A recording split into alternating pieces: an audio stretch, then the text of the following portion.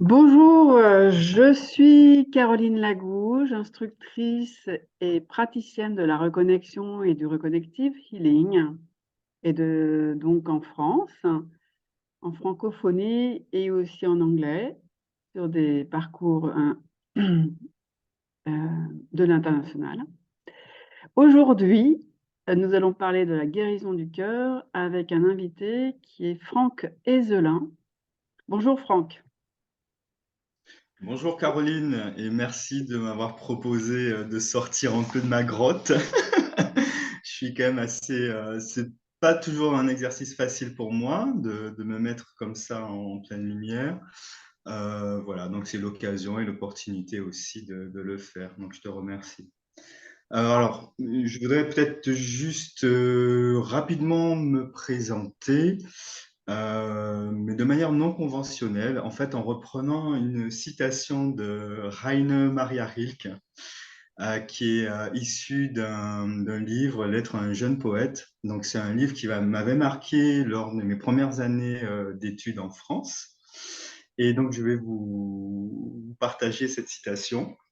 Alors, nous sommes les abeilles de l'univers, nous butinons éperdument le miel du visible pour l'accumuler dans la grande ruche d'or de l'invisible. Et je trouve que c'est quelque chose qui me caractérise en fait. C'est-à-dire que euh, dans le côté abeille, il y a un côté aussi social et sociable, donc de l'interaction. Et on est dans l'interaction, dans quelque chose, un système qui est déjà de l'ordre de l'intelligence en fait, de l'information qui circule et donc du partage. Alors on butine parce qu'on fait aussi l'expérience de la vie.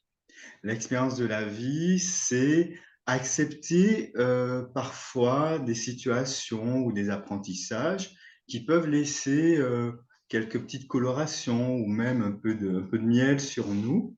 Mais ce qu'on va en faire, c'est ce qui va nous nourrir et qui va aussi nous aider à nous connaître et à être un peu plus. Et puis, accumuler donc de cette richesse du visible, donc de cette incarnation dans l'aspect complètement matériel, on travaille dans cette dimension, mais aussi pour l'accumuler dans la ruche d'or de l'invisible, c'est-à-dire ça nous donne aussi une richesse dans l'aspect non visible de notre être, c'est-à-dire le centre du cœur, c'est-à-dire l'esprit, euh, l'âme, le divin. Voilà, donc plutôt que de me définir comme étant chiropracteur à Toulouse, voilà, j'ai préféré utiliser cette jolie citation qui fait référence bien sûr à l'aspect identitaire physique, mais aussi spirituel en tant qu'esprit incarné dans la matière et étant un prolongement sous forme d'identité particulière. Donc, tu es aussi praticien de la reconnexion et de reconnective healing depuis quelques années. Oui, effectivement. Et là, tu es bientôt mentor GLST de la reconnexion pour représenter aussi. Et tu m'as parlé toi-même de cette guérison du cœur avec. Est-ce que tu peux nous en dire quelques mots? Alors oui, à mon expérience avec la reconnexion, le reconnective healing, c'est-à-dire cette interaction avec ce champ d'énergie, d'amour et de lumière, donc cette interaction avec le divin, ce que ça m'a apporté, et surtout la reconnexion personnelle, c'est une compréhension de moi-même. C'est un retour vers le centre. Alors, quand je parle de cœur, je ne parle pas de l'organe. On va juste définir, enfin, ce que moi j'entends par cœur, c'est-à-dire le centre de l'être, ce qui me connecte à la fois à mon aspect immatériel, à mon aspect matériel. Et donc, c'est établi une forme d'équilibre, donc une forme de bien-être, où ce centre de l'être finalement se réharmonise, se réorganise en laissant plus de place à ce que moi j'appellerais un alignement intérieur, c'est-à-dire un peu plus de lumière et plus de confiance. Alors la confiance est traduite pour moi par finalement indirectement l'abandon d'un certain schéma des peurs inconscientes.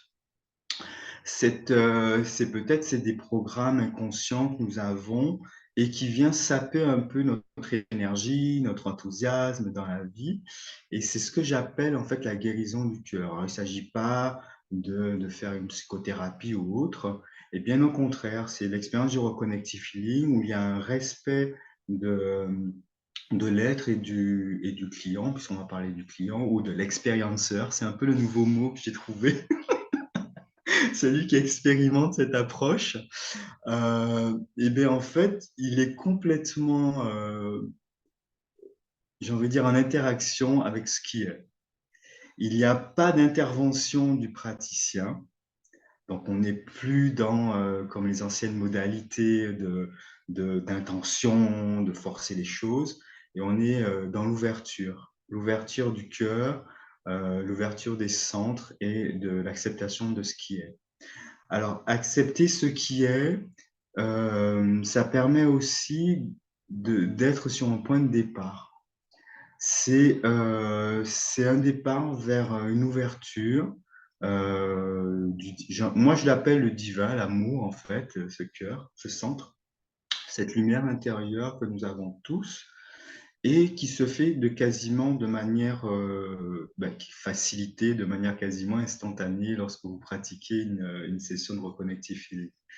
Vous n'avez pas besoin d'expérience, vous n'avez pas besoin de background, de méditation, etc. Il faut juste avoir peut-être et peut-être un désir de recevoir. Et j'ai envie de dire que euh, on émet un désir de recevoir de qui? Du créateur. Et j'ai envie de dire que cette énergie, ce champ d'énergie d'amour qui guérit donc le cœur, nous offre la possibilité de se nourrir et de s'abreuver en fait avec cette substance complètement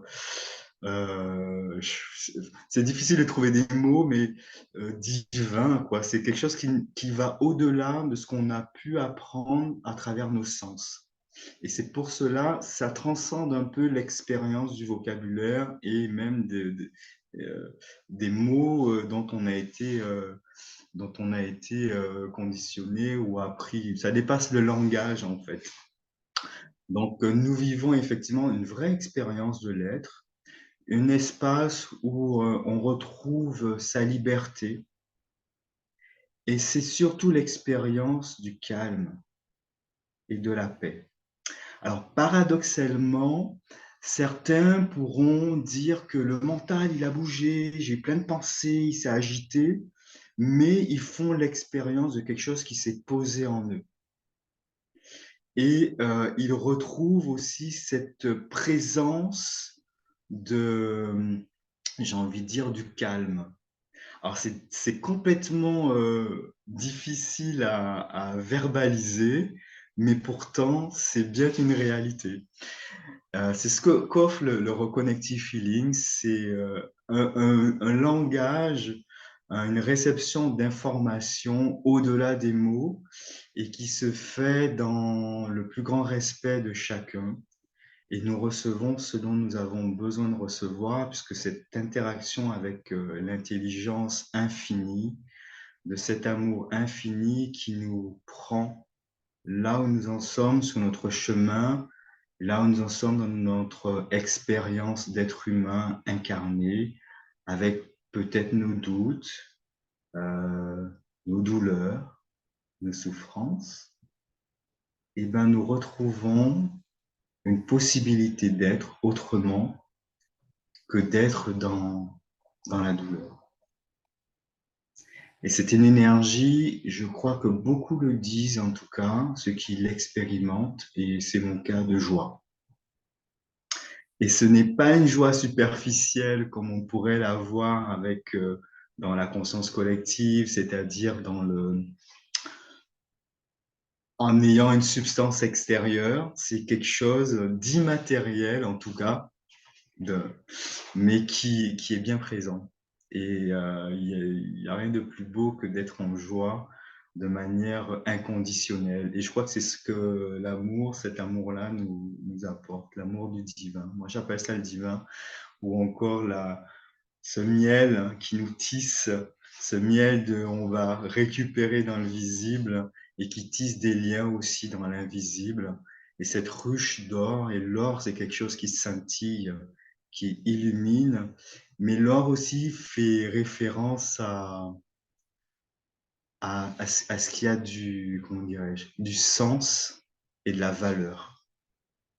Et ça a été une manière pour moi, dans la guérison du cœur, de retrouver aussi, ou peut-être de connaître, d'aborder ma valeur de manière indépendante, sans condition des facteurs extérieurs.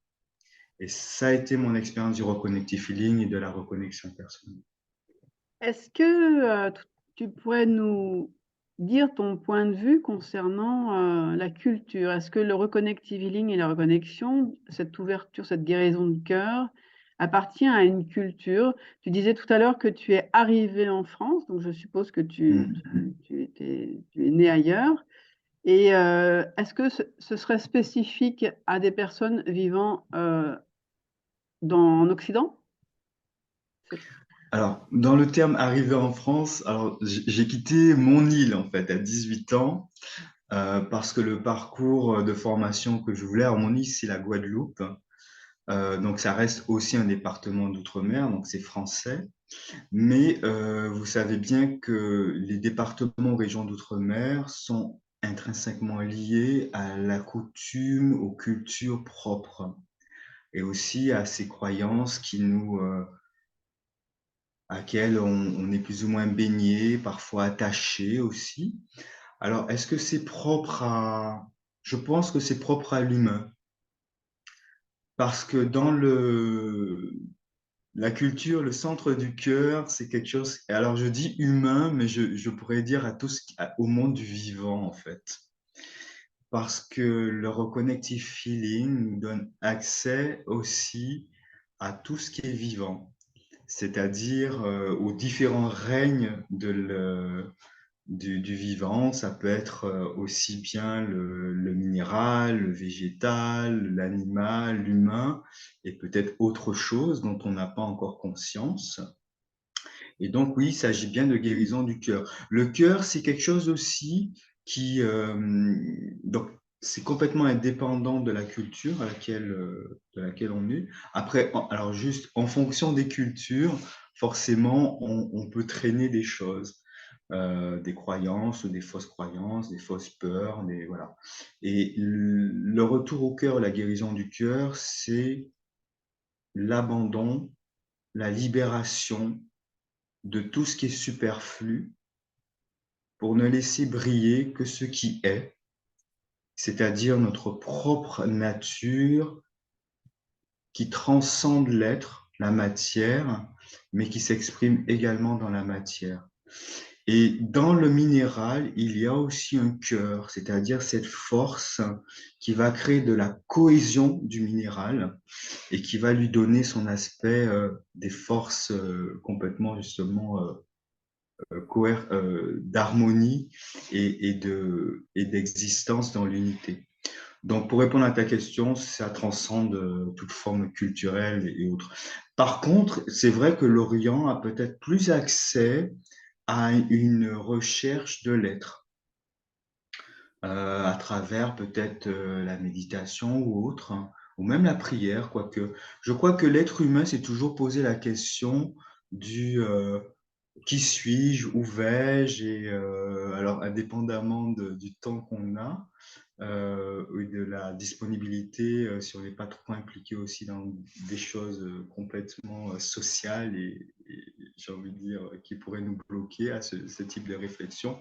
Mais je crois que nous sommes intrinsèquement liés à ce questionnement, et c'est le fameux connais-toi toi-même repris par Socrate, c'est-à-dire que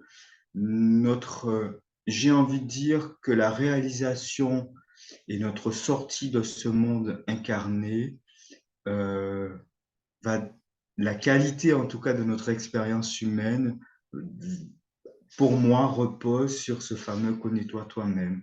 C'est dommage de passer peut-être à côté de qui l'on est réellement. Et c'est ce qu'on voit parfois dans le paradoxe de la construction de l'identité par l'adolescent, c'est-à-dire qu'on cherche à être soi, mais paradoxalement à ressembler au groupe. Et en fait, et c'est là où on peut avoir des difficultés. Mais la vraie richesse et le vrai courage, j'ai envie de dire, c'est celui où on est et qu'on permet à notre essence d'être complètement sa complétude. Euh, je ferme la parenthèse. Moi, j'aime lire, j'aime apprendre. Alors, de par ma formation, je cherche un maximum de séminaires, etc. Mais en fait, avec le Reconnective Feeling, j'ai compris que tout ce que je faisais, c'était pas par...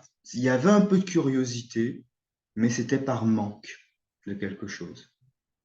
Et en fait, le Reconnective Feeling, en moi, m'a rempli de qui j'étais. Ma curiosité maintenant va faire que je vais m'intéresser à plein d'autres choses, mais non pas pour régler une problématique du manque. Merci. Tout à l'heure, tu parlais de la brillance de l'être, Oui, le rapport avec la lumière, et la guérison du cœur, tu peux nous en parler un peu? oui. Avec le Reconnective Feeling, alors ça, les études qui ont été pratiquées sur Reconnective Feeling ont montré qu'il y a en fait un échange de lumière, c'est-à-dire les photons d'un point de vue, sont complètement intégrés au cœur des cellules et va avoir même un impact sur la restructuration de cette fameuse molécule informationnelle de notre être, hein, c'est-à-dire l'ADN. Et beaucoup de personnes, d'expérienceurs, ceux qui vivent le reconnective feeling sous forme de sessions de reconnexion, ils témoignent d'être plus lourds. Ça, c'est pour l'aspect, je veux dire, non scientifique, mais complètement objectif ou subjectif du témoignage de celui qui vit. Et effectivement, on récupère cette lumière intérieure puisqu'on n'est plus dans les peurs et dans ces ombres euh, qui nous conditionnent parfois sur des, ou qui peuvent nous bloquer. Donc, on est complètement dans cette liberté du cœur, cette liberté de paix, et en même temps dans cette résonance avec la lumière. La lumière fait référence aussi à l'amour parce que cette énergie qui booste tout, qui balaie tout, éclaire. L'amour est cette petite étincelle de vie qui est peut-être, j'ai envie de dire, pas vraiment réactivée, mais peut-être plus mis en relief lors des sessions. Et on se reconnaît comme étant porteur de quelque chose, de cette étincelle, j'ai envie de dire, d'âme, de vie ou divine, en fait. Merci. Alors, concernant le mot guérison, pour finir, avec le cœur, tu vois, peut-être qu'il y a des personnes qui se demandent, mais quel rapport entre la guérison et le cœur? Enfin, je sais pas, enfin, comment tu articules cette guérison du cœur? Le cœur, pour moi, fait référence au centre. Et je me pense comme un système, et pour faire un peu de biologie, la vie, en fait, tous les systèmes vivants sont structurés et organisés. Et le cœur, c'est le centre à la fois qui me permet d'aller à la périphérie, mais de revenir aussi vers moi sans me perdre. C'est pour moi la référence de la connexion de mon être. Et comment s'établit la guérison? Ben déjà en retrouvant ce centre, qui est une référence de mon être. Quand est-ce que je sors de cet équilibre? Donc, quand est-ce que je suis dans la maladie, dans ce qui est enfin, non équilibré? Et le terme guérison, c'est vrai que bon, ça renvoie à beaucoup de choses. Mais c'est à la fois retrouver sa stabilité, son alignement, c'est se libérer de tout ce qui nous encombre et pour laisser la place à de nouvelles opportunités, à un fonctionnement qui peut être différent de ce qu'on a connu de par notre expérience de vie. Et c'est aussi accepter qui l'on est. C'est ça la guérison. Euh, on nous a appris à vouloir toujours plus et je suis l'exemple type euh, de vouloir toujours plus. Et en fait, c'est une très bonne chose, mais on est déjà. Et reconnaître qui nous sommes et qui l'on est, c'est la guérison. C'est la guérison du cœur, c'est la guérison du centre, c'est la reconnexion à tout ce que l'on est et à tout notre potentiel peut-être non complètement utilisé. Merci, merci beaucoup. Merci pour ton témoignage. Franck, donc on peut te retrouver sur Toulouse. Oui, alors vous pouvez me retrouver sur Toulouse au cabinet ou pour des sessions énergétiques. Expérimenter aussi la distance. Alors peut-être vous laisser mes coordonnées. Donc c'est Oui. le 06 60 56 36 62. Si vous souhaitez expérimenter, vivre une session de Reconnective Healing et pour la reconnexion personnelle, ben, ça sera au cabinet. Ça se fait uniquement en présentiel. Donc, laissez-moi un message, soit sur WhatsApp avec votre nom et prénom et ce pourquoi vous souhaitez peut-être me rencontrer pour échanger. Vous avez aussi l'Association française des praticiens de Reconnective Feeling. Donc, je pense peut-être tu mettras peut-être tout ça en détail, peut-être sur le lien, ou mon mail, franck.ezelin@yahoo.mail. Comment tu écris Franck Ezelin? Point .fr, pardon. Comment? Franck Ezelin. Donc c'est Alors, F. Franck, Franck, collé Ezelin, Ezelin, arrobase yahoo.fr. Merci beaucoup. Merci Caroline pour cet échange La dans semaine la joie. prochaine, oui, avec grand plaisir. La semaine prochaine, je reçois Pierre Azera. Voilà, à Merci. très bientôt. À très bientôt, Caroline.